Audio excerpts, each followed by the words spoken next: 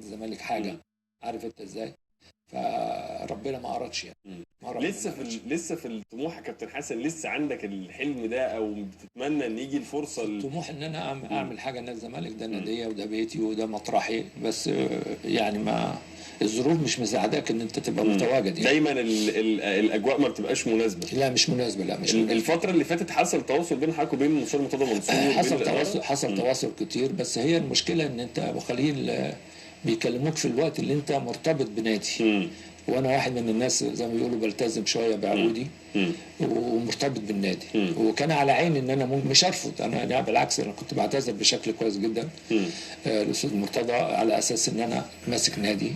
طب وليه ما امسكش من اول موسم مثلا يعني؟ يعني ليه ما امسكش من اول الموسم؟ ليه لما تبقى ليه دايما اجي منقذ او ناقص اسبوعين 4 اسابيع 5 اسابيع وجاي؟ لا، حته الانقاذ وحته الحاجات دي كلها يا طابت يتمنعوا. خد بالك يعني مش صح. مش انا مش في ايدي عصا سحريه ان انا ممكن اطلعهم من هنا لفوق يعني. عارف ازاي؟ فليه انا ما بقاش من اول الموسم يعني؟ بس